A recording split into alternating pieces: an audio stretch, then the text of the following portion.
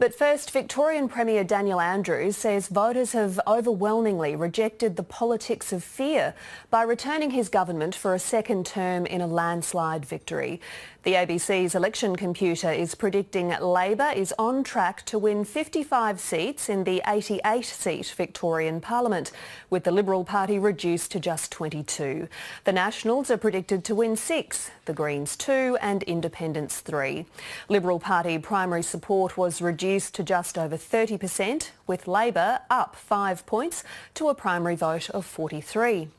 With the federal Liberals to face reckoning at a general election next year, some in the party fear they'll be next to be punished by voters.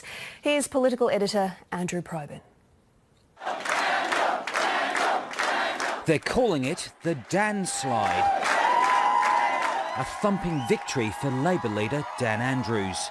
Friends, the people of Victoria have today overwhelmingly endorsed a positive and optimistic plan for our state. Great swathes of the southern state switching from blue to red. An incredible job under what we see now as trying circumstances. It was left to others to spell out what those trying circumstances were. There's absolutely no doubt that the incidences in Canberra in August will inevitably have had an effect on the state result tonight, and I can only apologise, JP. Victorian Senator Jane Hume singling out the brain damage caused by Malcolm Turnbull's ousting, echoed by a potential victim of the Labor landslide.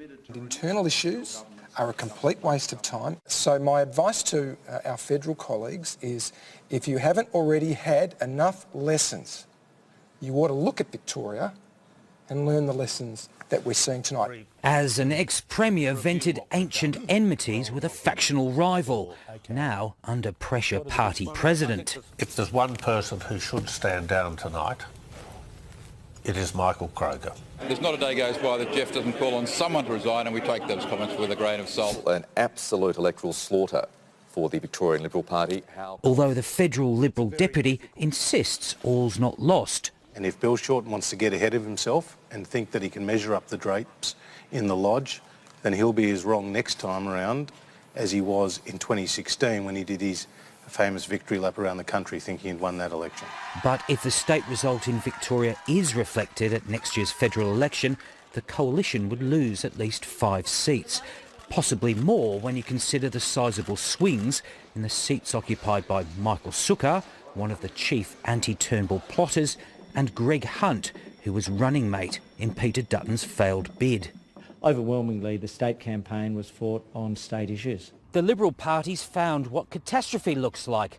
A 30% primary vote and big swings to Labor in well-heeled suburbs like Hawthorn, Brighton and Box Hill. Dan Andrews says his win's a victory for progressive politics. And while the result was decided on local matters, few doubt the scale of his win was down to federal issues. Dumping Malcolm Turnbull as PM was an act of self-sabotage, and Liberals say they don't think voters are quite done registering their disgust. People do not like the changing of Prime Ministers. Let's face it, politicians are on the nose.